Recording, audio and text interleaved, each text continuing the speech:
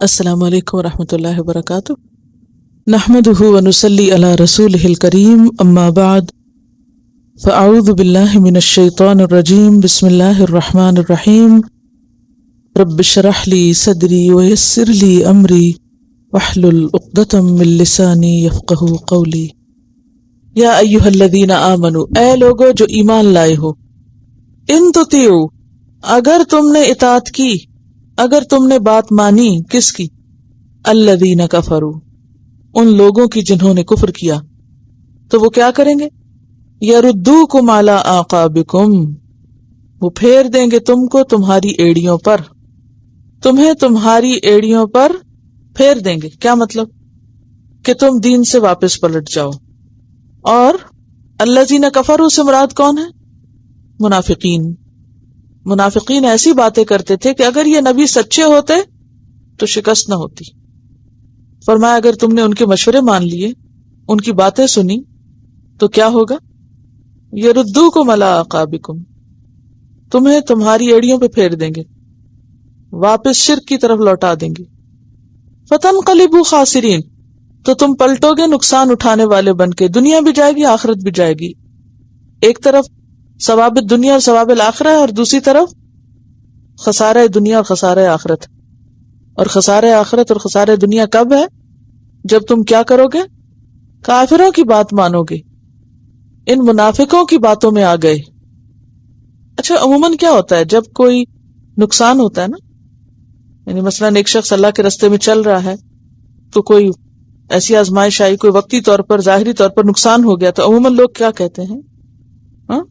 وہ کہتے ہیں تمہارا رستہ درست نہیں، تم جو کچھ کر رہے ہو یہ ٹھیک نہیں۔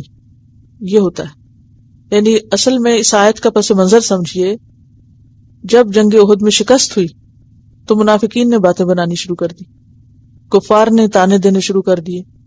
کیا؟ اگر تم لوگ سچے ہوتے نا، اگر یہ نبی سچے ہوتے، اور اگر یہ تمہارا رستہ صحیح ہوتا تو تمہیں شکست نہ ہوتی۔ اب بھی سنبھل جاؤ، اب بھی سمجھ جاؤ، اب بھی ہوش میں آ جاؤ۔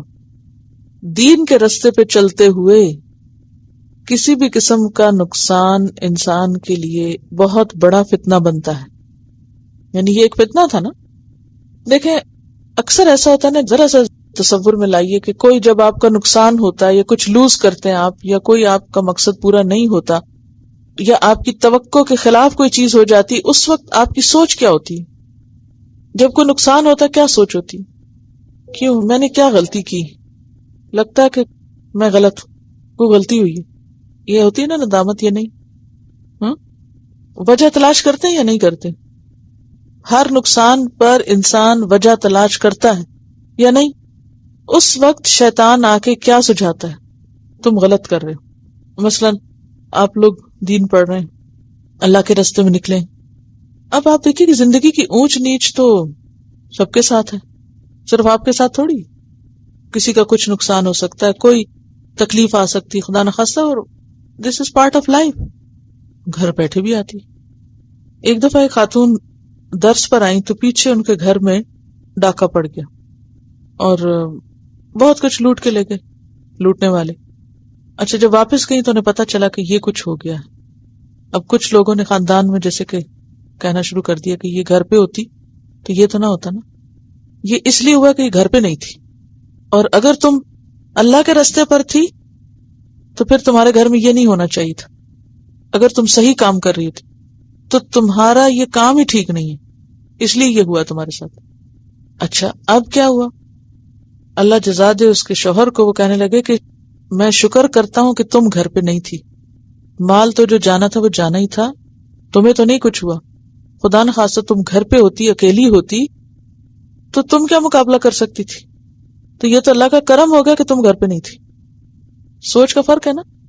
تو اس میں آپ دیکھیے کہ بعض اوقات جب بھی کوئی نقصان ہوتا ہے تو لوگ سب سے پہلے دین کو اٹیک کرتے ہیں۔ یہ تم جو دین کے راستے میں نکلے ہوئے نا، جو دین کر رہے ہو نا، یہ تمہارا دین یا جو تم کر رہے یہی ٹھیک نہیں، ورنہ یہ نہ ہوتا۔ بھئی اگر آپ یہ دین میں نہ ہوتے تو بھی وہ ہوتا جو ہونا تھا۔ کیا جو لوگ دین میں نہیں نکلے انہیں کوئی تکلیف نہیں آتی؟ یا آتی ہے؟ تو انہیں کیوں آتی ہے؟ تو چونکہ احد میں شکست ہوئی اور اس وقت شکست ہوئی جب اللہ کے رسول بیچ میں تھے. یہ کوئی معمولی بات نہیں تھی، بیچ میں اللہ کے رسول موجود تھے، پھر بھی شکست ہوئی. تو لوگوں نے صاف کہنا شروع کر دیا، اور منافقین نے، کہ یہ بس ایسے ہی کھیل ہے سارا. اگر یہ سچے نبی ہوتے تو یہ ہو ہی نہیں سکتا تھا کہ اللہ کی مدد نہ آتی. تو تم پلٹ چلو. تو اللہ تعالیٰ فرمایا اگر تم نے ان کافروں کی باتیں مان لی تو یہ تمہیں کیا کریں گے؟ تمہیں پھر واپس پھیر دیں گے اسی جاہلیت کی حالت میں جہاں پہلے تم تھے. دس از اے فیکٹ. فرمایا وَلِلَّهُ مَوْلَاكُمْ، اللہ تمہارا مولا ہے، وَهُوَ خَيْرُ النَّاصِرِينَ، اور وہ بہترین مددگار ہے. یہ جو تمہارے ہمدرد بن کے تمہیں مشورے دینے آ رہے ہیں یہ تمہارے دوست نہیں ہیں، کیونکہ تکلیف کے وقت جو شخص آ جاتا ہے ہمدردی کرنے، اس کو انسان کیا سمجھتا ہے؟ دوست سمجھتا ہے. وہ سیدھی بات کرے تو الٹی کرے تو وہ دونوں ہی اس کی ٹھیک لگتی ہیں، کیونکہ وہ تکلیف میں کام آ رہا ہے. جو شخص تکلیف میں کام آتا ہے اس کی بات کی ایک ویلیو ہوتی ہے. اب ادھر گھر گھر میں شہادتیں ہوئیں، 70 لوگ شہید ہوئے، گھر گھر میں زخم لگا ہوا تھا. اب مدینہ میں تو سب کٹھے ہی رہ رہے تھے. اب آپ خود سوچیں، گھر گھر میں ایک طرح سے صف ماتم ہے، اگرچہ وہ اس طرح کا ماتم نہیں، صحابہ کرام کے اندر وہ نہیں تھا، لیکن محاورتاً آپ دیکھیے تو گھر گھر میں صف ماتم ہے. لوگ ہمدردی کرنے آ رہے ہیں، تسلی دینے آ رہے ہیں، اور آ کے پھر آنے والے، آپ امیجن کر لیں کسی بھی ایسے گھر کا نقشہ کہ جہاں کوئی ایسی تکلیف دہ چیز ہو جائے تو لوگ کیا کرتے ہیں؟ آ کے کوئی ایک تسلی دیتا، کوئی کسی طرح مدد کرتا، کوئی کسی طرح مدد کرتا ہے. اس وقت اس مظلوم کا حال کیا ہوتا ہے جس پہ کچھ بیتی بھی ہوتی ہے؟ وہ کیا کرتا ہے؟ سنتا ہے نا، اس کی بھی سنتا ہے، اس کی بھی سنتا ہے، اس کی بھی سنتا ہے. ایسے میں سب سے زیادہ وہ کس کی سنتا ہے؟ جو اس کے ساتھ ہمدردی جتا رہا ہو، چاہے زبانی جتا رہا ہو. اب یہ منافقین اس حال میں ہے. یہ تو پیچھے رہ گئے تھے نا، یہ گئے ہی نہیں. اب جب نقصان ہوا تو یہ آگے ہمدردیاں کرنے. تمہیں سمجھایا نہیں تھا کہ یہ نہ کرو؟ ابھی ہو گیا نا نقصان، اب پتہ چلا. اگر اللہ تمہارے ساتھ ہوتا تو یہ نہ ہوتا. اللہ تعالیٰ فرماتے ہیں اللہ ساتھ ہے، بل اللہ مولاکم وہو خیر الناصرین. وہ مدد کرتا ہے، بس مدد اس وقت نہیں ہوتی جب تم شرائط نہیں پوری کرتے. تو یہ سوچنے کے بجائے کہ تم غلط رستے پر ہو، یہ دیکھو کہ تمہاری غلطی کیا ہے. رستہ غلط نہیں ہے، چلنے میں غلطی ہے، تو اس کا فرق محسوس کرو. اس لیے کافروں کی بات نہ مانو. سنلقی فی قلوب الذین کفروا الرعب، ان قریب ہم ڈال دیں گے ان لوگوں کے دلوں میں جنہوں نے کفر کیا رعب. بما اشرکوا، بوجہ اس کے جو انہوں نے شرک کیا، باللہ ساتھ اللہ کے، ما لم ينزل به سلطانا، جس کی اللہ نے کوئی دلیل نہیں اتاری. ومأواہم النار، اور ان کا ٹھکانہ آگ ہے. وبئس مثوى الظالمین، اور کتنا برا ٹھکانہ ہے ظالموں کا. مسوا کا جو روٹ ہے فا واو یا ہے، قرارگاہ، ٹھکانہ، مسوا. اب ہوا یہ تھا کہ جب ابو سفیان اور اس کے ساتھی جنگ جیت کے واپس جا رہے تھے تو ان کے دل میں خیال آیا کہ مدینہ خالی ہے اس وقت، 70 تو شہید ہو چکے ہیں، باقی ابھی میدان جنگ میں، کیوں نہ جا کے اس کو لوٹ لیں، ان کے گھر لوٹ لیں. لیکن اللہ نے ان کے دلوں میں ایسا رعب ڈالا کہ وہ وہاں نہ جا سکے. فرمایا ان قریب ہم کافروں کے دلوں میں رعب ڈال دیں گے، کیونکہ وہ اللہ کے ساتھ شرک کرتے ہیں. یعنی اللہ کی مدد مشرکین کے ساتھ نہیں ہوتی. یہ وقتی ایک چیز تھی جو انہیں مل گئی، ورنہ ہمیشہ کے لیے ان کی مدد نہیں ہوتی. وَمَأْوَاهُمُ النَّارُ، اور ان کا ٹھکانہ آگ ہے. وَبِئْسَ مَثْوَى الظَّالِمِينَ، اور ظالموں کا کتنا برا ٹھکانہ ہے جو انہیں آخرت میں ملے گا.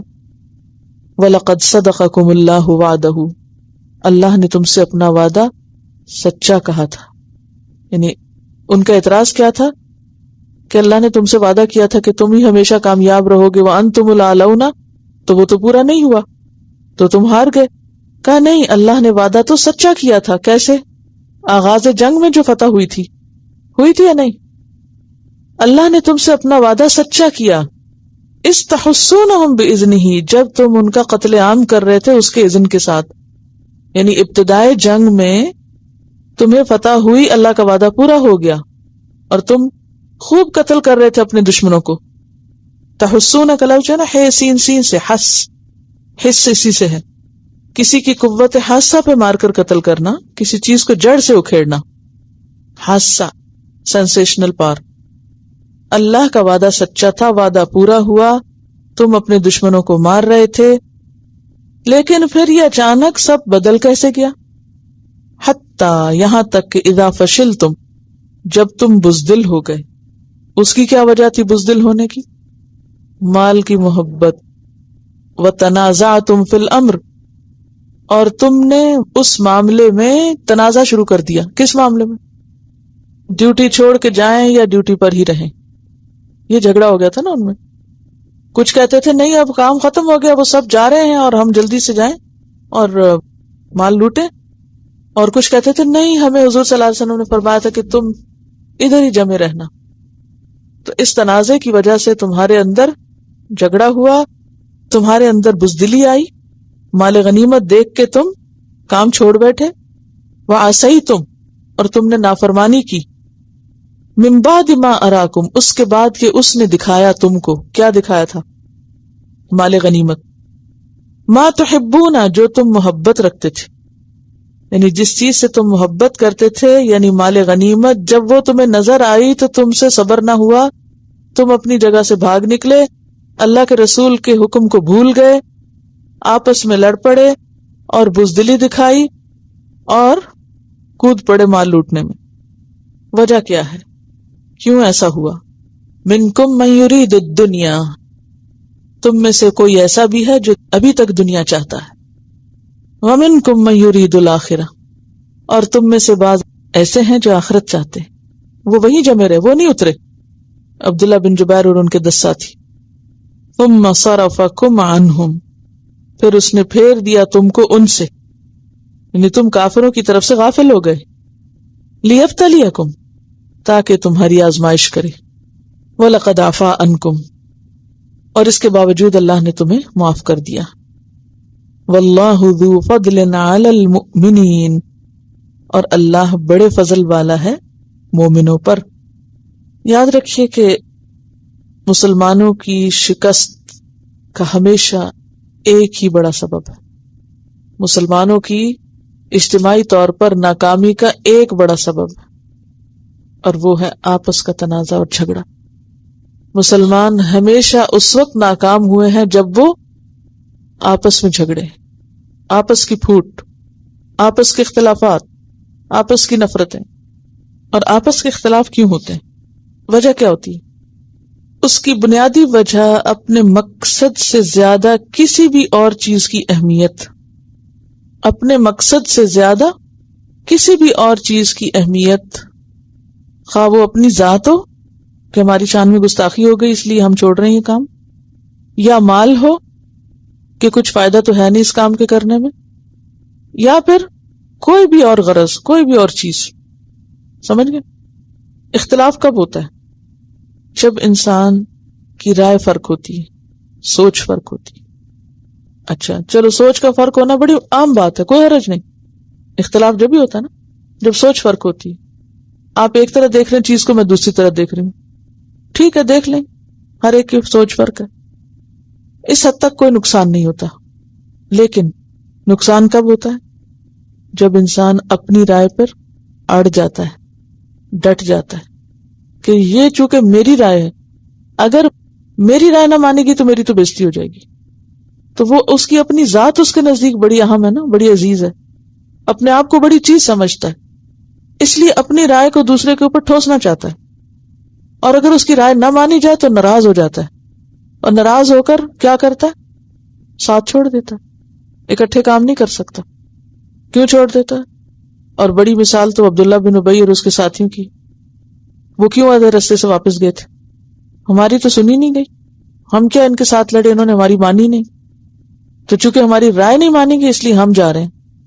اکثر آپ دیکھیں کہ دین کے نام پر جو لوگ اکٹھے ہوتے ہیں اور اکٹھے کام کر رہے ہوتے ہیں، وہ پھوٹتے پھٹتے تبھی ہیں جب یا تو سیلف پرائڈ، سیلف اسٹیم، اپنی ذات بیچ میں آ جاتی ہے کہ میں اہم ہوں، میں امپورٹنٹ ہوں، میری مانی جائے، اور اگر وہ نہ مانی گئی تو میں نہیں یہاں رہوں گا، پھوٹ پڑ جاتی، کوئی کام اکٹھے نہیں ہو سکتا، طاقت بڑھ جاتی.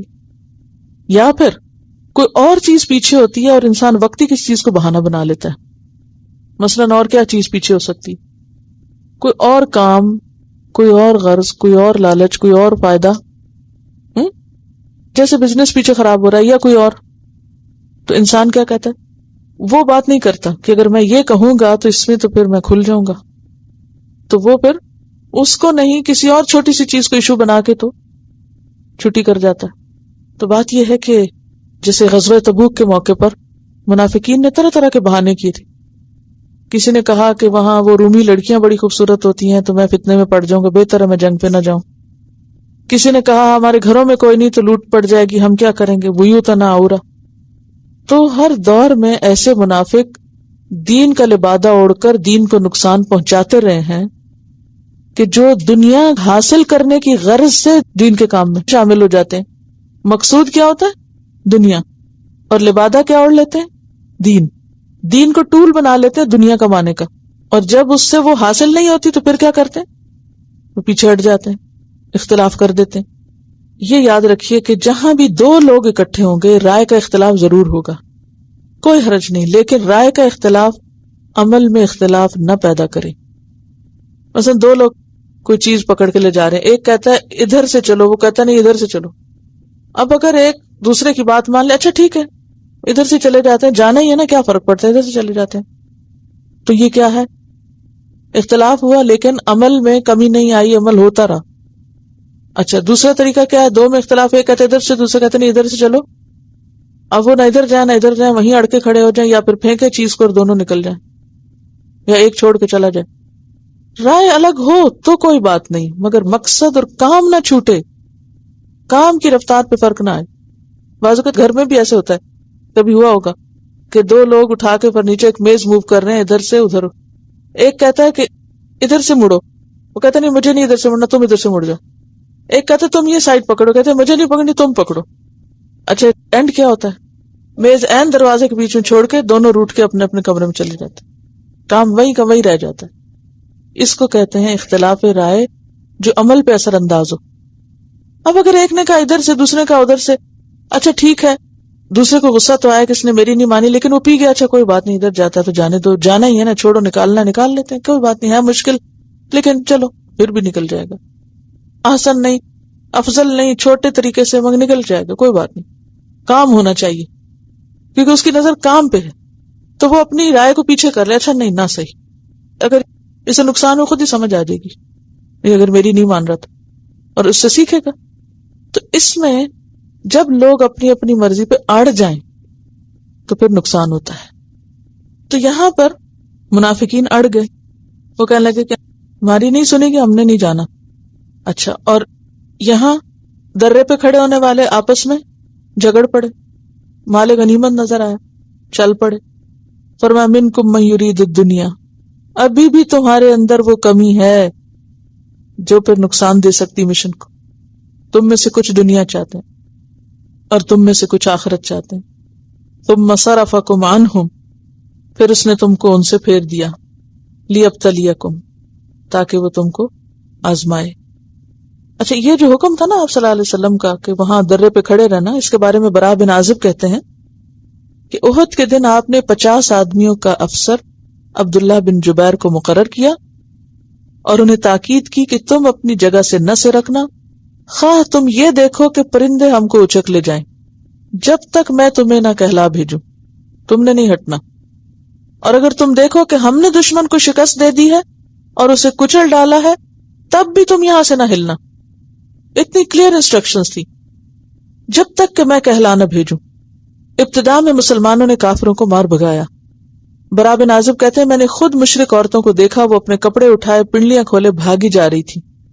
یہ صورتحال دیکھ کر عبداللہ بن جبیر کے ساتھیوں نے کہا اب مال غنیمت اڑاؤ، تمہارے ساتھی غالب آ چکے ہیں، اب کیا دیکھ رہے ہو کہ سارے کامیاب ہو گئے. عبداللہ بن جبیر کہنے لگے تم وہ بات بھول گئے جو تمہیں آپ صلی اللہ علیہ وسلم نے کہی تھی. وہ کہنے لگے واللہ ہم تو لوگوں کے پاس جا کر مال غنیمت لیں گے. جب وہ لوگوں کے پاس آ گئے تو خالد بن ولید نے پیچھے سے حملہ کر دیا.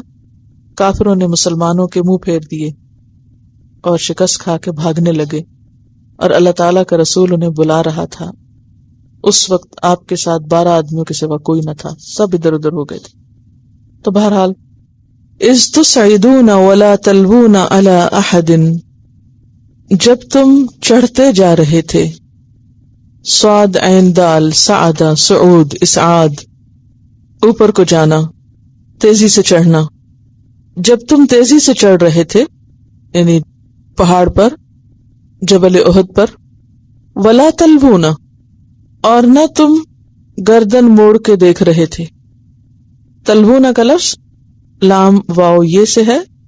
لوا کا مطلب ہوتا ہے خم دینا، موڑنا، جیسے زبان کے موڑنے کے لیے بھی لفظ آیا تھا، اسی طرح گردن موڑنے کے لیے بھی. اور تم گردن موڑ نہیں رہے تھے یعنی پیچھے مڑ کے نہیں دیکھ رہے تھے. علی احد، کسی کو. والرسول یدعوکم، اور رسول تم کو بلا رہے تھے. فی اخراکم، تمہارے پیچھے سے. جیسے حدیث میں آتا ہے کہ آپ صلی اللہ علیہ وسلم لوگوں کو پکار رہے تھے، الیہ عباد اللہ، الیہ عباد اللہ، اللہ کے بندو میری طرف آؤ، اللہ کے بندو میری طرف آؤ، اور جو میری طرف مڑ کر آئے گا اس کے لیے جنت ہے. فَأَثَابَكُمْ غَمًّا بِغَمٍّ، تو چونکہ تم نے پیچھے مڑ کے دیکھا نہیں، تم نے سنی نہیں بات، تو بدلے میں دیا تم کو غم، بغم، ساتھ غم کے، یعنی غم پر غم تم کو دیا. تو اس سے پتہ یہ چلتا ہے کہ جنگ احد میں مسلمانوں کو جو غم پہنچا تھا یا جو نقصان پہنچا تھا، اس کی بنیادی وجہ رسول اللہ صلی اللہ علیہ وسلم کی نافرمانی تھی، آپ کی اطاعت سے منہ موڑنا تھا، سنت سے روگردانی تھی. اور پھر یہاں ایک غم نہیں کئی غموں کا ذکر ہے، غم پر غم، یعنی کئی غم تمہیں ہوئے، جن میں مال غنیمت کا جانا، شکست ہونا، مسلمانوں کی شہادت، پھر نبی صلی اللہ علیہ وسلم کی نافرمانی کا غم، آپ کی شہادت کی خبر پہنچنے کا غم، اور سب سے بڑی بات یہ کہ مسلمانوں کی ہوا اکھڑ گئی تھی، روب جاتا رہا. وہ دھاگ جو جنگ بدر میں بیٹھی تھی وہ جنگ احد کی شکست کی وجہ سے ختم ہو گئی. فَأَثَابَكُمْ، اثابہ کا لفظ جو ہے تے واو بے سے ہے. فوب کا مطلب ہوتا ہے لوٹنا، تو اصابہ لوٹایا، یعنی بدلے میں دیا تم کو، جیسا تم نے کیا ویسے ہی تم کو انجام ملا. ثواب کو بھی ثواب اسی لیے کہتے ہیں کیونکہ وہ انسان کے اعمال کا بدلہ ہوتا ہے، اعمال ہی انسان کے اوپر واپس لوٹتے ہیں، اچھے کرتا ہے تو اچھے لوٹتے ہیں، برا کرتا ہے تو برے لوٹتے ہیں. فَأَثَابَكُمْ غَمًّا بِغَمٍّ، تو تم پر لوٹایا اس نے تمہارے اعمال کی وجہ سے غم پر غم. اور اس کے پیچھے بھی حکمت تھی کہ لِكَيْ لَا تَحْزَنُوا، کہ نہ تم غمگین ہو. تمہیں غم پہ غم اتنے دیے کہ تم غمگین نہ ہو، کیونکہ جو چیز کثرت سے ہونے لگتی ہے پھر ایک وقت آتا ہے کہ اس کا احساس بھی کم ہو جاتا ہے. مثلا اگر کسی شخص کی زندگی میں بہت سی تکلیفیں ہیں تو وہ کسی نئی تکلیف کے آنے پر اتنا محسوس نہیں کرے گا کیونکہ وہ عادی ہے اب. لیکن وہ شخص جس نے کبھی دکھ دیکھا ہی نہیں تو وہ چھوٹی سی تکلیف پر بھی بلبلا اٹھے گا. تو یہاں پر یہ کہا جا رہا ہے کہ تمہیں غم پر غم اس لیے بھی دیا گیا، یعنی صرف ایک غم نہیں، وہ غموں کی ایک چین تھی، اس لیے بھی تاکہ تمہارے اندر آئندہ مصیبتوں کو سہنے اور صبر کرنے کی صلاحیت پیدا ہو. یعنی جب اللہ تعالیٰ کسی کو کسی کام کے لیے چننا چاہتا ہے یا کسی بڑے کام کے لیے تیار کرنا چاہتا ہے تو اس شخص کو ٹھوک بجا کے غم پہ غم دے کر مضبوط بناتا ہے. اس میں ہم دیکھتے ہیں کہ نبی صلی اللہ علیہ وسلم کی زندگی ہمارے لیے ایک بہترین مثال ہے کہ بچپن میں آپ نے اپنے والد کو دیکھا ہی نہیں، پھر آپ کی والدہ بہت چھوٹی عمر میں چلی گئی، پھر دادا. بچپن میں انسان کی ضرورت کیا ہوتی ہے؟ محبت اور شفقت، وہ سب چلی گئی. پھر اسی طرح بڑے ہو کر بھی مختلف طرح کی مشکلات آتی رہی، حتیٰ کہ جب نبوت کا آپ نے اعلان کیا اور طرح طرح کی مخالفتیں ہوئیں تو ایک کے بعد ایک مشکل، ایک چین تھی پوری، حتیٰ کہ اتنی مشکل ہو گئی کہ حضرت خدیجہ کی بھی وفات ہو گئی، حضرت ابو طالب کی بھی وفات ہو گئی. مکہ والوں نے پوری طرح پلان کر لیا کہ آپ کو مکہ سے نکال دیا جائے. تو یہ سب کیا تھا؟ آپ اور آپ کے ساتھ آپ کے اور بھی ساتھی، ان سب پر یہ مشکلات اس لیے تھی تاکہ وہ ایک بڑے کام کے لیے تیار ہوں. اسے موسیٰ علیہ السلام کو بھی کئی آزمائشوں سے گزرنا پڑا، تو اس پر اللہ تعالیٰ نے کیا فرمایا، وَفَتَنَّاكَ فُتُونًا، خوب آزما لیا ہم نے تجھ کو، ثُمَّ جِئْتَ عَلَىٰ قَدَرٍ يَا موسیٰ، پھر ایک اندازے پر اے موسیٰ تم آ گئے وقت مقرر پر، وَاصْطَنَعْتُكَ لِنَفْسِي، اب میں نے تمہیں اپنے کام کا بنا لیا۔ تو کسی کام کا بننے کے لیے انسان کو مشقتوں سے گزرنا لازم ہوتا ہے، کیونکہ یہ راستہ ہے ہی ایسا راستہ۔ تو یہاں پر اس کا مقصد بتایا جا رہا ہے کہ اللہ تعالیٰ نے یہ سارے غم تم پہ کیوں آنے دیے، فَأَثَابَكُمْ غَمًّا بِغَمٍّ لِكَيْ لَا تَحْزَنُوا، تاکہ آئندہ کے لیے تم پریشان نہ ہو، پختہ ہو جاؤ، مضبوط ہو جاؤ، لِكَيْ لَا تَحْزَنُوا عَلَىٰ مَا فَاتَكُمْ، تاکہ تم غمگین نہ ہو اس پر جو تمہارے ہاتھ سے چلا گیا، وَلَا مَا أَصَابَكُمْ، اور نہ اس پر جو تمہیں پہنچا۔ کیا چلا گیا؟ فتح چلی گئی، مال غنیمت چلا گیا، اور کیا پہنچا؟ زخم پہنچے، شکست پہنچی، مصیبت پہنچی۔ واللہ خبیر بما تعملون، اور اللہ باخبر ہے ساتھ اس کے جو بھی تم عمل کرتے ہو، یعنی اللہ کو تمہارے سارے اعمال کا علم ہے۔ ثم انزل، پھر اس نے نازل کیا، علیکم تم پر، من بعد الغم، غم کے بعد، امنتن، امن، چین، آرام، سکون، دل جمی۔ کیا تھی وہ دل جمی؟ یہ کیا تھا وہ آرام؟ نعاسن، ایک اونگ۔ پھر اس نے تم پر نازل کی ایک اونگ جو امن والی تھی، یغشا، جس نے ڈھانپ لیا، کس کو؟ طائفۃ منکم، تم میں سے ایک گروہ کو، تم میں سے ایک گروہ کو اونگ نے، غنودگی نے اپنی لپیٹ میں لے لیا۔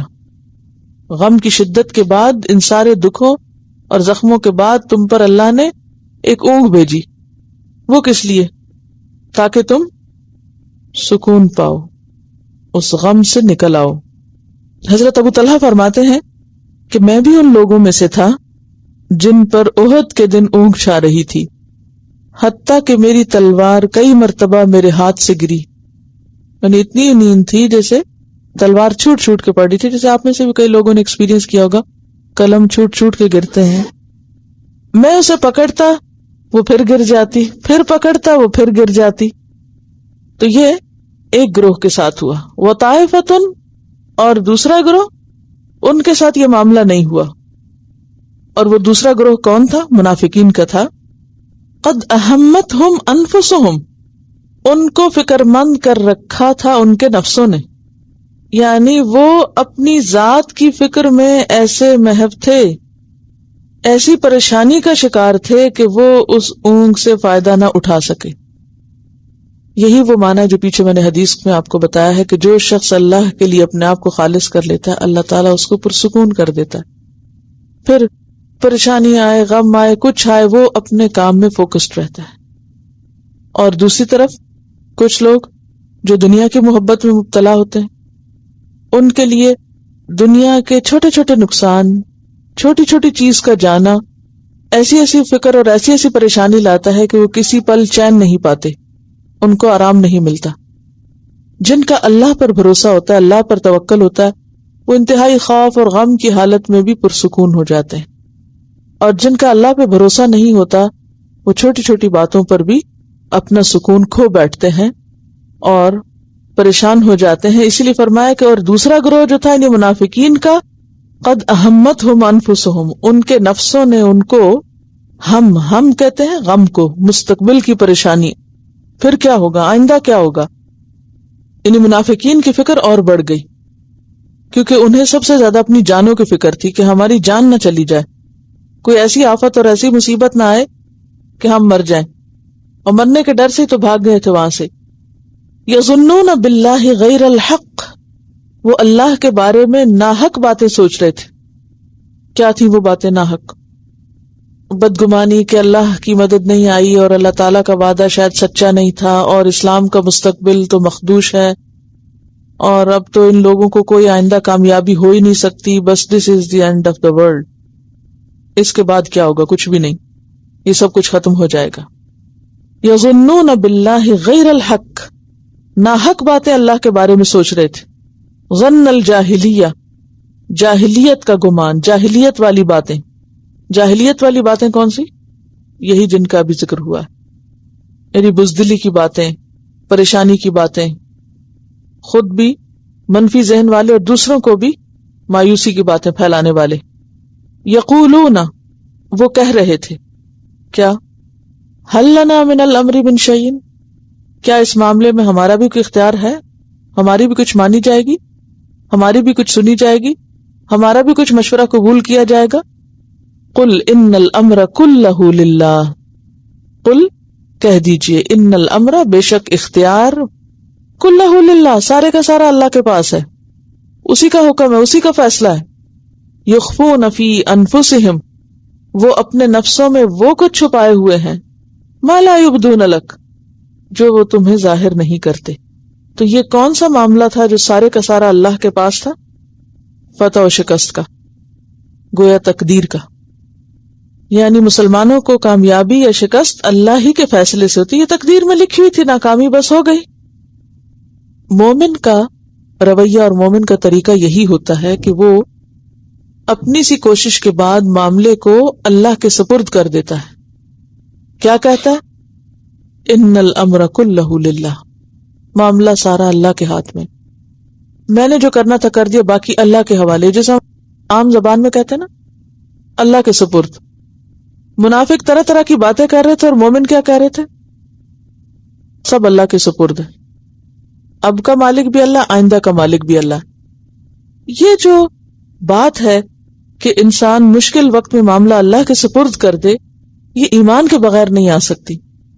اس کے بارے میں ایک امریکی ماہر عمرانیات ہے، سوشیولوجسٹ ڈینیسن، وہ اپنی کتاب emotion as the basis of civilization, اس میں وہ لکھتا ہے کہ مسلمانوں کے اس عقیدہ تقدیر یا امر تکوینی کو خدا کے سپرد کر دینے کی عادت نے، نیز عقیدہ شہادت نے مسلمانوں میں مارکہ جنگ کے اندر بڑی ہی قوت اور استقامت پیدا کر دی تھی کہ ہمیں کوئی نقصان نہیں ہو سکتا جب تک اللہ نہ چاہے، کوئی فائدہ نہیں ہوگا جب تک اللہ نہ چاہے، فتح نہیں ہوگی جب تک خدا نہ چاہے، شکست نہیں ہوگی جب تک خدا نہ چاہے. تو اس چیز نے ان کو بہت مضبوط بنا دیا تھا. اور ایک حقیقت ہے کہ انسان کے اندر اگر یہ یقین پیدا ہو جائے کہ ہر چیز اللہ کے حکم سے ہوتی ہے، تو پھر انسان کے اندر اطمینان اور سکون اور ایک جماؤ آ جاتا ہے. اور یہ صرف اس وقت ہوتا ہے جب واقعی انسان کو اپنی مادی طاقت سے زیادہ اللہ کی طاقت کا بھروسہ ہوتا ہے. کیونکہ وہ اس شکست کو کس سے ریلیٹ کر رہے تھے کہ چونکہ تم نے ہماری بات نہیں مانی، اور چونکہ تم لوگ باہر نکل گئے اور باہر جا کے جنگ کی تم نے، اور اس وجہ سے یہ سب ہوا، دیکھو ہم نے اتنی اچھی پریکاشن لی، ہم اندر ہی رہ گئے، ہمیں تو یہ نہیں سب نقصان ہوئے جو تمہیں ہوئے، اور تم نے کیا پایا، اور اس قسم کی سب منفی باتیں. اور پھر شکوے کہ تم لوگوں نے ہماری نہیں سنی. حل لنا من الامر من شیء، تو مسلمانوں کو کیا سکھایا گیا کہ آپ بس ایک ہی بات کہیے ان ساری باتوں کے جواب میں، جو ہوا اللہ کی مرضی سے ہوا، ان الامر کلہ للہ، سب اسی کا فیصلہ ہے. تو اللہ تعالیٰ فرماتے ہیں یخفون فی انفسہم ما لا یبدون لک، یہ آپ کے بارے میں ایسی نفرت دلوں میں رکھتے ہیں، آپ کے بارے میں ایسے برے گمان دل میں رکھتے ہیں جو زبان پہ ابھی لاتے بھی نہیں. یہ تو آدھی باتیں جو کرتے ہیں. یقولون، وہ یہ بھی کہتے ہیں، لو کان لنا من الامر شیء، اگر ہمارے ہاتھ میں کوئی چیز ہوتی، ما قتلنا ہاہنا، تو ہم یہاں نہ مارے جاتے. ان کا خیال یہ تھا کہ چونکہ تم میدان جنگ میں نکلے ہو اس لیے مارے گئے ہو. قل لو کنتم فی بیوتکم، آپ انہیں کہہ دیجئے کہ اگر تم اپنے گھروں میں بھی ہوتے، لبرز الذین کتب علیہم القتل الی مضاجعہم، البتہ نکل آتے وہ لوگ جن پر موت لکھی گئی تھی، قتل لکھا گیا تھا، اپنی قتل گاہوں کی طرف. مزاجے کا لفظ جو مزجع کی جمع ہے، مزجع ضاد جیم عین سے ہے. زجع کا معنی ہوتا ہے سونے کی جگہ، موت بھی نیند کی بہن ہے، اس لیے یہاں پر مراد قتل گاہ ہے. یعنی تم سمجھتے ہو کہ مسلمان میدان احد میں جانے کی وجہ سے قتل ہوئے ہیں؟ فرمایا کہ اگر تمہاری قسمت میں یہ لکھا ہوتا تو تم بھی خود بخود اپنی قتل گاہ تک پہنچ جاتے، کوئی سبب بن جاتا اور تم بھی وہیں پہنچتے. لیکن چونکہ ابھی تمہاری موت لکھی نہیں تھی اس لیے تم نہ پہنچے، اور ایک بہانہ بن گیا کہ تم چونکہ وہاں نہیں گئے اس لیے بچ گئے. قل لو کنتم فی بیوتکم، اگر تم اپنے گھروں میں بھی بیٹھے ہوتے، لبرز الذین، برزہ کا ویسے مطلب ہوتا ہے ظاہر ہونا، لیکن مبارزت کہتے ہیں لڑائی کے لیے ایک دوسرے کے آمنے سامنے آنا، یعنی میدان جنگ میں نکلنا. اگر تم اپنے گھروں میں بھی ہوتے تو بھی کوئی بہانہ بن جاتا، تو بھی کوئی چیز سامنے آ جاتی کہ تم اپنی قتل گاہوں تک خود ہی پہنچ جاتے. وَلِيَبْتَلِيَ اللَّهُ مَا فِي صُدُورِكُمْ، اور یہ سب اس لیے ہوا ہے کہ اللہ تمہارے دلوں میں جو کچھ ہے اس کو آزمانا چاہتا ہے، تمہارا امتحان لینا چاہتا ہے. یعنی یہ مارکا اس لیے برپا ہوا ہے کہ وہ تمہارے دلوں کی چھپی ہوئی باتوں کو باہر نکال لائے. وَلِيُمَحِّصَ مَا فِي قُلُوبِكُمْ، اور جو تمہارے دلوں میں ہے اس کو صاف کر دے. یمحص، محص کس کو کہتے ہیں؟ میم حصات، خالص کرنا، کوتاہیوں سے پاک کرنا. ایک طرف اللہ تعالی منافقوں کو کھولنا چاہتا تھا، دوسری طرف مومنوں کو خالص کرنا چاہتا تھا. واللہ علیم بذات الصدور، اور اللہ تو دلوں کے بھید جانتا ہے. تو اس ساری آیت کا خلاصہ یہ ہے کہ زندگی کا یہ جو معرکہ ہے، زندگی کی جو ہلچل ہے، جو ایکٹیویٹی ہے، سرگرمی ہے، اس میں سب سے زیادہ اہم چیز انسان کی کامیابی کی علامت اس کے دل کا چین اور سکون ہے، پرسکون رہنا. کامیاب کون ہے؟ جو اس زندگی کی ہلچل میں کیا رہے؟ پرسکون. کوئی بھی چیز اس کے سکون کو رخصت کرنے والی نہ ہو، تاکہ وہ جو کچھ کر رہا ہے استقامت کے ساتھ کرے، ثابت قدمی کے ساتھ کرے، جم کے کرے. ورنہ تو نیکی کے رستے پہ چلا، کوئی مشکل آئی وہیں ہل گیا سب کام ختم، استقامت نہیں ہوگی. تو یہ سب حاصل کیسے ہوتا ہے؟ اللہ پہ بھروسہ کرنے سے، تقدیر پر ایمان لانے سے، اچھے اور برے دونوں کو اللہ کا فیصلہ سمجھنے سے. بعض چیزیں جو بظاہر اچھی نہیں لگتی یا بظاہر انسان کو ان میں نقصان نظر آتا ہے، حقیقت میں ان میں بھی کہیں نہ کہیں انسان کے لیے کوئی خیر اور بھلائی چھپی ہوئی ہوتی ہے. یہ مضمون آپ پیچھے پڑھ چکے ہیں. کیا؟ وَعَسَىٰ أَن تَكْرَهُوا شَيْئًا وَهُوَ خَيْرٌ لَكُمْ وَعَسَىٰ أَن تُحِبُّوا شَيْئًا وَهُوَ شَرٌ لَكُمْ. ہو سکتا ہے ایک چیز تمہیں بہت پسند ہو، تمہارے حق میں اچھی نہ ہو، اور ایک چیز تمہیں ناپسند ہو اور وہی تمہارے حق میں اچھی ہو.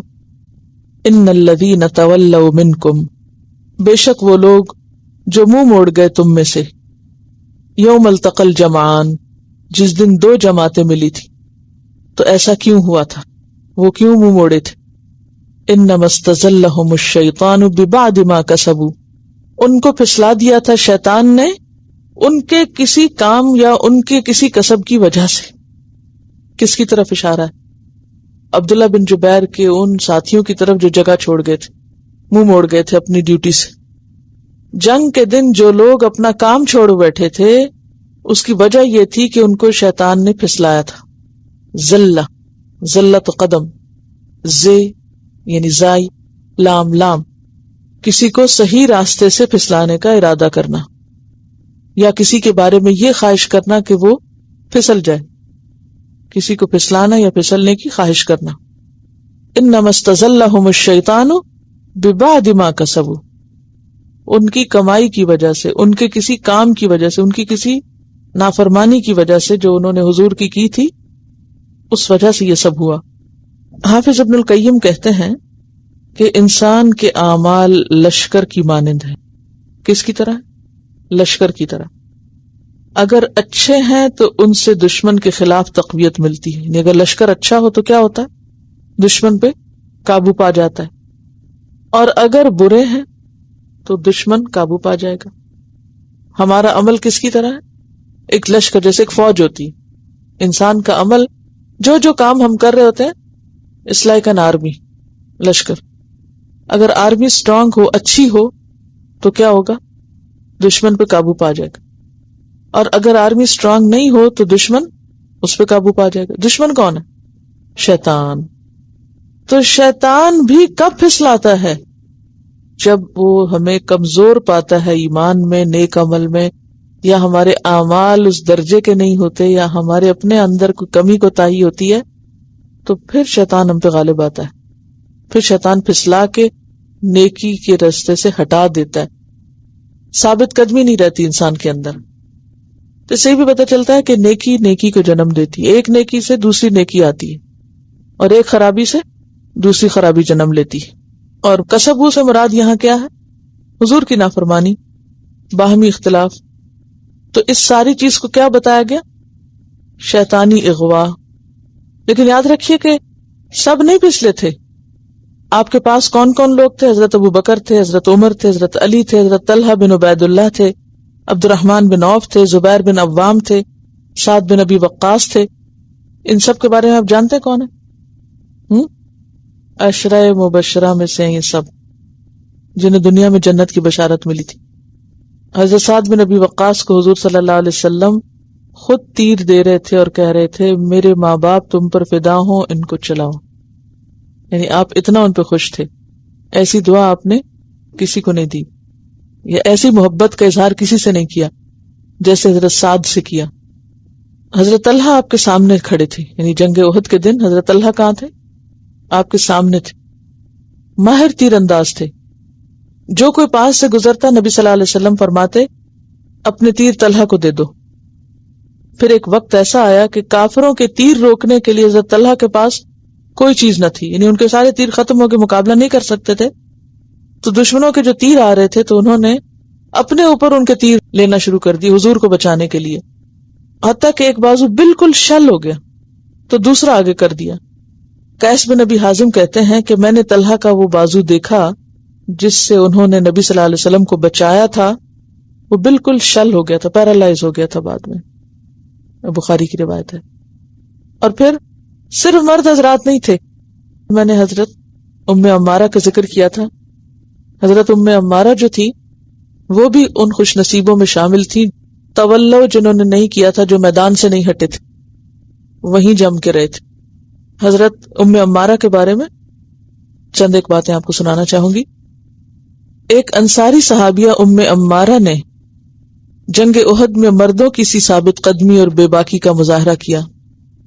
سعد بن ربیع کی صاحبزادی ام سعد نے ان سے اس کارنامے کے متعلق دریافت کیا تو تفصیل سے بتایا، کس نے؟ ام عمارہ نے، کہ میں صبح سویرے ہی مجاہدین کی خدمت کے لیے میدان کارزار پہنچ گئی۔ ابتدا میں مسلمانوں کا پلہ بھاری تھا، لیکن بعد میں جب فتح و نصرت نے ان کا ساتھ چھوڑ دیا تو ان میں افراتفری اور انتشار پھیل گیا۔ اس وقت میں حضور صلی اللہ علیہ وسلم کے قریب پہنچ کر آپ کی مدافعت میں تیر اور تلوار چلانے لگی، یہاں تک کہ دشمن کی ضرب مجھ پہ آ پڑی۔ ام سعد کہتی ہیں کہ میں نے ان کے کندھے پر بہت ہی گہرے زخم کا نشان دیکھا، پوچھا کس نے آپ پہ اتنا سخت حملہ کیا تھا، یہ نشان کہاں سے ہے؟ انہوں نے جواب دیا ابن قمیعہ نے، خدا اسے غارت کرے۔ جب مسلمان شکست کھا کر حضور کے پاس سے بھاگ کھڑے ہوئے تو یہ چلاتا ہوا آیا، بتاؤ محمد کہاں ہے؟ اگر وہ اس جنگ میں بچ گیا تو میری نجات نہیں، یہ میری ہلاکت اور موت ہے۔ یہ سن کر میں اور مصعب بن عمیر اور چند دوسرے اصحاب نے جو آپ کے ساتھ جمے ہوئے تھے اس کا سامنا کیا۔ کس کا؟ اس دشمن خدا کا۔ اس مقابلے میں اس نے مجھ پہ یہ وار کیا، یعنی صرف مرد نہیں تھے، ام عمارہ بھی حضور کو بچانے والوں میں، حضور کا دفاع کرنے والوں میں شامل تھی۔ یہ ہے وہ چیز جس کا نشان تم دیکھ رہی ہو۔ میں نے بھی تلوار سے کئی ایک حملے اس پہ کیے، لیکن دشمن خدا 2 زرہیں پہنے ہوئے تھا۔ یہ سیرت ابن ہشام میں اور طبقات ابن سعد میں واقع آتا ہے۔ نبی صلی اللہ علیہ وسلم کی مدافعت میں انہوں نے جس ہمت اور پامردی کا ثبوت دیا، اس کی شہادت خود آپ نے ان الفاظ میں دی، وَمَا الْتَفَتُّ يَمِينًا وَلَا شِمَالًا إِلَّا وَأَنَا أَرَاهَا تُقَاتِلُ دُونِي۔ دائیں بائیں جس طرف میں نے رخ کیا، ام عمارہ کو اپنی مدافعت میں لڑتے دیکھا۔ ان کے صاحبزادے کو ایک شخص نے گھائل کر دیا۔ جب اس کا ادھر سے گزر ہوا تو رسول اللہ صلی اللہ علیہ وسلم نے کہا، ام عمارہ یہ ہے تمہارے بیٹے کو زخمی کرنے والا، اور یہ اس پر ٹوٹ پڑی اور اتنی زور سے تلوار چرائی کہ وہیں گر پڑا وہ۔ حضور نے مسکراتے ہوئے فرمایا، ام عمارہ تم نے اپنے بیٹے کا بدلہ لے لیا۔ خود کہتی ہیں کہ اس کے بعد ہم اس پر مسلسل تیر برسانے لگے یہاں تک کہ اس کو ختم کر کے چھوڑا۔ یہ دیکھ کر حضور نے فرمایا خدا کا شکر ہے کہ اس نے تجھے اس پہ غلبہ عطا کیا اور تیری آنکھوں کو ٹھنڈک بخشی اور تیرے لڑکے کا بدلہ تجھ کو دکھا دیا۔ ایک اور واقعہ بیان کرتی ہیں کہ ایک شہسوار آگے بڑھتے ہوئے آیا اور مجھ پر وار کیا، میں نے ڈھال پر اس کو روک کے ناکام بنا دیا۔ جب وہ پیٹ پھیر کر بھاگنے لگا تو میں نے اس کے گھوڑے پر حملہ کر کے اس کے پیر کاٹ دیے، وہ پشت کے بل گر پڑا۔ حضور اس کو ملاحظہ فرما رہے تھے، یعنی حضور صلی اللہ علیہ وسلم دیکھ رہے تھے۔ آپ نے میرے لڑکے کو آواز دی، ام عمارہ کے بیٹے جاؤ اپنی ماں کی مدد کرو۔ چنانچہ وہ دوڑا ہوا آیا اور اس کی مدد سے میں نے اس کو موت کے گھاٹ اتار دیا۔ اس دن کے جماؤ اور ثابت قدمی کو دیکھ کر حضور صلی اللہ علیہ وسلم نے فرمایا لَمَقَامُ نُسَيْبَ بِنْتِ كَعْبَ الْيَوْمَ خَيْرٌ مِّن مَقَامِ فُلان و فُلان۔ آج نسیبہ بنت کعب یعنی ام عمارہ کی ثابت قدمی اور استقلال فلاں اور فلاں مرد سے بہتر ہے۔ اب آپ دیکھیے ذرا کہ کتنی ہمت ہے کہ جسم پر نیزے اور شمشیر کے 1 2 نہیں 12 زخم آئے۔ ابن قمیہ نے جو وار کیا وہ اتنا گہرا تھا کہ اس کے بھرنے میں ہی سال لگ گیا۔ اس کے باوجود حضور نے احد کے فوراً بعد مشرکین کے مقابلے کے لیے حمراء الاسد نامی مقام کی طرف چلنے کا حکم دیا تو کمر بستہ ہو گئی، پھر اٹھ کے کھڑی ہو گئی، لیکن کافی خون نکلنے کی وجہ سے اس قدر کمزور ہو چکی تھی کہ مجبوراً چل نہ سکی اور مدینہ لوٹ گئی۔ حضور صلی اللہ علیہ وسلم حمراء الاسد سے واپس ہوئے تو اس سے پہلے کہ گھر تشریف لے جاتے ان کی مزاج پرسی کی۔ جب خیریت معلوم ہوئی تو بہت مسرور ہوئے۔ احد کے علاوہ ان خاتون نے خیبر، حنین اور یمامہ کی جنگ میں بھی شرکت کی، یعنی آپ صلی اللہ علیہ وسلم کے بعد جو یمامہ کی جنگ ہوئی تھی مرتدین کے خلاف، اس میں بھی شرکت کی۔ تو ان لوگوں کے بارے میں فرمایا کہ ان الذین تولوا منکم یوم التقى الجمعان انما استزلهم الشیطان، کہ جو لوگ اس دن یعنی جنگ کے دن منہ موڑ گئے اس کی وجہ یہ تھی کہ انہیں شیطان نے پھسلا دیا تھا۔ اور شیطان نے کیوں پھسلا دیا؟ شیطان کا ان پر وار کیوں چلا؟ ببعد ما کسبوا، ان کے اپنے عمل کی وجہ سے۔ ان کے عمل میں کیا تھا؟ نبی صلی اللہ علیہ وسلم کی نافرمانی اور باہمی اختلاف، تنازع۔ لیکن یہ یاد رکھیے کہ اس ساری کمزوری کے باوجود وَلَقَدْ عَفَا اللَّهُ عَنْهُمْ، اللہ نے ان کو معاف کر دیا تھا۔ ان اللہ غفور حلیم، بے شک اللہ بخشش کرنے والا بردبار ہے، یعنی اللہ تعالیٰ نے ان سب صحابہ کو معاف کر دیا۔ چونکہ ان کو اللہ نے معاف کر دیا احد کے میدان میں فرار پر، لہذا کسی کو حق نہیں پہنچتا کہ کوئی اس واقعے کو صحابہ کرام کے خلاف استعمال کرے یا اس پر ان کو تان دے۔ ایک خاص موقع پر ایک صحابی نے دوسرے سے کہا کہ دیکھو تم وہی تو ہو جو میدان احد میں بھاگ گئے تھے، مشہور صحابی ہیں۔ تو اس پر وہ کہنے لگے کہ اللہ نے ان کو معاف کر دیا ہے، لہذا جب اللہ نے معاف کر دیا تو تم کون ہو مجھے کچھ کہنے والے؟ جی، تو بات یہ ہے کہ یہ ہے اللہ تعالیٰ کی رحمت کہ مخلص تو ہیں، ایمان تو ہے، مگر کمزوری ہے، ابھی انسان ہے نا۔ اس سے یہ بھی پتہ چلتا ہے کہ دین کا کام کرتے ہوئے کوئی پہلے دن ہی کامل نہیں ہو جاتا یا ابتداء میں ہی سب کچھ نہیں آ جاتا، اس لیے انسان کو بہت حوصلے کی ضرورت ہے، مایوس بھی نہیں ہونا چاہیے۔ بعض اوقات ہم فوراً مایوس ہو جاتے ہیں نا کہ اس شخص نے یہ بھی نہیں کیا، وہ بھی نہیں کیا، وہ بھی نہیں کیا، لہٰذا اس میں تو کوئی خیر نہیں اور یہ کبھی ٹھیک ہو بھی نہیں سکتا، یہ کچھ کر ہی نہیں سکتا۔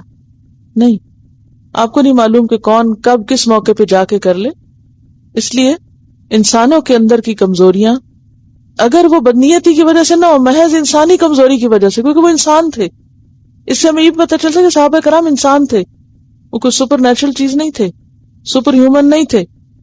تو انسانوں کی جو کمزوریاں ہوتی ہیں ان سے ہمیشہ درگزر کی جانی چاہیے۔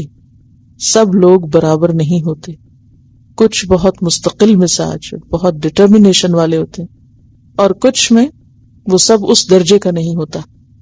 اس لیے ایسا بارہا ہوتا ہے، مگر حوصلہ نہیں ہارنا چاہیے۔ انسان اپنی کامیابیوں سے جس طرح سیکھتا ہے اسی طرح اپنی غلطیوں سے بھی سیکھتا ہے۔ آیت نمبر 144 سے خلاصہ آپ دیکھیے ذرا.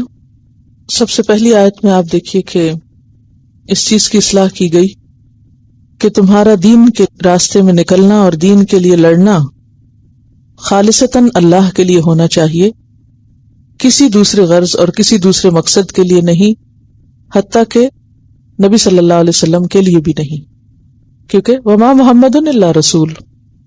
تو اگر رسول نہیں تو تمہیں اپنے مشن سے ہٹنا نہیں. ومن ينقلب على عقبیہ فلن يضر اللہ شیئا. تو سب سے زیادہ جو چیز انسان کو استقامت دے سکتی ہے وہ اللہ کی ذات کو تھامنا ہے. ومن یکفر بالطاغوت ویؤمن باللہ فقد استمسک بالعروۃ الوثقی. وہاں بھی یہی چیز آتی ہے کہ جو اللہ کو مضبوط تھام لے گا وہ ایک ایسے کڑے کو پکڑے گا کہ جسے کبھی نہیں ٹوٹنا. تو وہاں طاغوت کا انکار ہے، لیکن یہاں کیا ہے کہ طاغوت نہیں ہے بلکہ جس پر ایمان لانے کو کہا جا رہا ہے، جس کی محبت ہر چیز سے افضل بتائی جا رہی ہے، اس کی محبت میں بھی غلوب نہیں کرنا. یعنی دونوں طرف سے اعتدال میں رہنا، نہ ادھر کو نہ ادھر کو.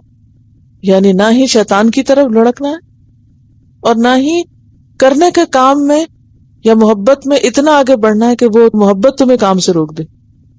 صرف ایک ہی چیز ہے اور وہ اللہ کی ذات ہے جس کو تمہیں تھام کے رکھنا ہے، اور وہ حی لا یموت ہے جو اس سورت کے بالکل شروع میں آیا تھا، حی قیوم ہے. تو جو اسے تھام لے گا وہی حقیقت میں استقامت پائے گا اور وہی کامیاب ہوگا. پھر آپ دیکھیے دوسری آیت میں جس چیز کا خوف نکالا گیا وہ موت ہے. اللہ کے اذن کے بغیر کوئی نہیں مرے گا. موت کا خوف دل سے نکال دو. تو اب آپ دیکھیے جس کا اللہ پہ بھروسہ اور پھر وہ موت سے نہ ڈرتا ہو کتنا بہادر ہو جائے گا. تیسری چیز، پچھلے انبیاء اور ربیوں کی مثال دی گئی. ان میں کیا تھا؟ نہ وہن تھا، نہ ذوف تھا، نہ استقامت تھی. ان تین چیزوں سے بچنا ہے. یعنی کیریکٹر کے اندر مضبوطی کب آتی ہے؟ جب ارادے میں پختگی ہو، جب سستی نہ ہو، اور جب استقامت نہ ہو، کام نہ چھوڑ کے بیٹھ جائے انسان، اور صبر ہو. پھر اگلی جو ضروری چیز ہے وہ عاجزی ہے، اللہ سے مضبوط تعلق، اللہ سے مدد کی درخواست. وانصرنا علی القوم الکافرین. ایسے لوگوں کا پھر انجام بتایا گیا کہ ایسے لوگوں کو دنیا اور آخرت کے فائدے حاصل ہوتے ہیں. پھر کچھ ایسی چیزوں سے بچنے کے لیے کہا جا رہا ہے. نہیں، کچھ چیزیں تو انسان کے اندر ہونی چاہیے، مضبوط ایمان ہونا چاہیے، توحید ہونی چاہیے، اور یہ سب چیزیں جو پچھلے صفحے پہ آپ نے پڑھی. پھر آپ دیکھیے کہ کچھ چیزوں سے بچنے کی ضرورت ہے، اور ان میں سب سے بڑی چیز کیا ہے؟ منفی پروپیگنڈا، منفی سوچ، منفی ذہنیت سے. کیونکہ منفی ذہنیت جو ہوتی ہے، نیگیٹو تھنکنگ جو ہوتی ہے، وہ انسان کو کمزور کر دیتی ہے. کتنا بھی آپ کا اللہ پہ بھروسہ ہو، لیکن اگر آپ ایسے لوگوں میں اٹھتے بیٹھتے ہیں کہ جن کی سوچ منفی ہے تو آپ پر بھی وہ اثر ہونے لگے گا. کہا ان منافقوں کی بات نہیں ماننی، ورنہ یہ تمہیں واپس پھیر دیں گے. تم بھول جاؤ گے کہ تم کس لیے مسلمان ہوئے تھے. بعض اوقات انسان ایک بڑی اچھی نیت اور ارادے اور اچھے مشن کے ساتھ گھر سے نکلتا ہے، آگے اس کا واسطہ پڑ جاتا ہے ایسے لوگوں کے ساتھ جو اس کو کیا بتاتے ہیں، اس کے سارے کام کو غلط بتاتے. پھر اگر انسان ان کی باتوں میں آ جائے تو کیا ہوتا ہے؟ کانفیڈنس لوز کر جاتا ہے، کبھی بھی قائم نہیں رہ سکتا. ایسے میں کیا کرنا چاہیے؟ بل اللہ مولاکم وہو خیر الناصرین. اللہ کی مدد، اللہ کو پھر مضبوط پکڑنا. اور چونکہ انسان ہے، ڈرتا ہے دوسروں سے، تو اللہ تعالیٰ فرماتے ہیں مت ڈرو، ان کے دلوں میں ہم خود روب ڈال دیں گے. تم جب ایک مضبوط ایمان والے اور مضبوط کردار والے بن جاؤ گے تو لوگ تم سے ڈرنے لگیں گے. تمہیں ان سے ڈرنے کی ضرورت نہیں، وہ تم سے ڈریں گے. پھر ان منفی خیالات کا کچھ توڑ کیا گیا کہ وہ شکست کیوں ہوئی، وعدہ کہاں گیا فتح کا. فرمایا وعدہ تو پورا ہو گیا تھا، پہلے تو تمہیں کو کامیابی ہوئی تھی، لیکن تمہاری یہ کامیابی ناکامی میں کیوں بدلی؟ کیونکہ ابھی تک تم میں سے بعض لوگ دنیا کی محبت میں مبتلا ہیں. کیونکہ انسان سب سے زیادہ کس چیز سے ڈرتا ہے کہ پھر میری دنیا کا کیا ہوگا. دنیا کے جانے کا خوف ہوتا ہے، فلاں چیز چھن جائے گی، فلاں فائدہ ختم ہو جائے گا، فلاں میرا ساتھ نہیں دے گا، فلاں کی دوستی چلی جائے گی. اور پھر کیا نہیں ہونا چاہیے؟ رسول کی نافرمانی نہیں ہونی چاہیے. کیونکہ اس دن بھی ناکامی اسی وجہ سے ہوئی تھی کہ تم بھاگے چلے جا رہے تھے، رسول بلا رہے تھے اور تم سن نہیں رہے تھے، اس وجہ سے ناکامی ہوئی. اور پھر جاہلیت کے گمان اور منفی قسم کی گفتگو، اور یہ سوچ کے میدان جنگ میں جا کے کوئی مرے گا، ہرگز نہیں. گھر میں بھی مر جائے گا. اور سب سے بڑی بات یہ کہ شیطان کے وسوسے اور شیطانی سوچیں انسان کی ناکامی میں ایک اہم کردار ادا کرتی، تو شیطانی وسوسوں سے بچنا بہت ضروری ہے. انما استزلهم الشیطان. تو بیسیکلی سارا لیسن جو ہے دو چیزوں پر مشتمل ہے. کچھ کردار کی بنیادی خوبیاں جو ہونی چاہیے ان کی طرف توجہ دلائی گئی، اور کچھ ایسی چیزیں جو انسان کو نقصان دینے والی ان کی طرف توجہ دلائی گئی. منفی سوچ اور منفی پروپیگنڈا اور ایسے لوگوں کی باتیں سننا جن کا خود کوئی دین سے تعلق نہ ہو، جن کا اپنا عمل اس کے خلاف ہو. اب آپ دیکھیں نا منافقین کی باتیں آخر کس لیے سنی جائیں؟ وہ خود کیا کر رہے تھے؟ ایک بات یاد رکھیے، دین کے کام کے بارے میں مشورہ کبھی بھی کسی ایسے شخص سے نہ کیجیے کہ جو خود نہ وہ کر رہا ہو. یہ بہت اہم چیز ہے. کیسے؟ مثلا آپ کی بہن ہے، بچپن سے آپ کرتے ہیں، بہت دوستی ہے بہنوں میں، آپ ہر چیز شیئر کرتے ہیں. اب کیا ہوا جو بڑے ہوئے تو پھر ان کی سوچ کچھ اور ہوگی، آپ کی کچھ اور ہوگی. اب آپ دین پڑھنے لگ گئے، دنیا کے معاملات میں اب بھی آپ مشورے کرتے ہیں، اچھا کیا پکاؤں، کیا لاؤں، کیا خریدوں، دور دور ہوتے ہوئے فون پہ بہت کچھ مشورے دیتے ہیں. اب آپ پڑھنے لگے، گھر میں شوہر نے کچھ کہہ دیا تو اب آپ کس سے شیئر کریں گے؟ اسی بہن سے. اب وہ بہن تو نہیں پڑھا رہی، نہ اس کا کوئی دین سے تعلق ہے، وہ فوراً کیا مشورہ دے گی؟ یہ کام چھوڑ دو. کیوں اپنی صحت خراب کر رہے ہو؟ کیوں اپنے آپ کو تھکا رہے ہو؟ کیوں اپنا گھر خوار کر رہے ہو؟ ایسے ہی ہوتا ہے نا. ہم دین کے معاملے میں مشورے کس سے لینے لگتے ہیں؟ جو خود نہیں ہوتے اس رستے میں. ان سے پوچھتے ہیں ہم کریں کہ نہ کریں، تو وہ کیا کہیں گے؟ وہ آپ کو کبھی بھی مشورہ نہیں دیں گے کہ ہاں. آپ کو پھر وتواصوا بالحق وتواصوا بالصبر کون کر سکتا ہے؟ کس سے آپ پوچھیں کہ آپ صحیح ہے کہ غلط ہے؟ جو خود یہ کر رہے ہیں، جو خود اس تکلیف سے گزر رہا ہوتا ہے، وہ سمجھتا ہوتا ہے کہ یہ اللہ کا راستہ ہے اور اس میں تکلیف آئے گی اور یہ مشکل ہے، اور وہ آپ کو ثابت قدمی کے لیے کہے گا صبر کرو، تھوڑے دن کی بات ہے، یہ سب ٹھیک ہو جائے گا. ایسا ہوتا ہے. لیکن چونکہ جب ہم نئے نئے اس راستے پہ چلتے ہیں نا، تو پھر دین والے دوست تو ہمارے پاس ہوتے کوئی نہیں، ہمارے اپنے رشتہ دار ہی ہوتے ہیں یا پچھلے پرانے دوست ہی ہوتے ہیں، لہٰذا ہم ہر مشورہ بھی انہی سے کرتے ہیں. وہ باقی معاملات میں تو بہت اچھا مشورہ ہم کو دے سکتے ہیں مخلص ہو کے، دنیاوی معاملات میں وہ بہت اچھے ہمارے لیے خیر خواہ ثابت ہو سکتے، لیکن دین کے معاملے میں وہ مشورہ ہمیں صحیح نہیں دے سکتے، کیونکہ ان کا اپنا عمل اس کے خلاف ہے، وہ اس تجربے سے گزرے ہی نہیں، انہیں پتہ ہی نہیں کہ یہ کیا کام ہے. ٹھیک ہے. وآخر دعوانا ان الحمد للہ رب العالمین. سبحانک اللہم وبحمدک، نشہد ان لا الہ الا انت، نستغفرک ونتوب الیک. السلام علیکم ورحمۃ اللہ وبرکاتہ.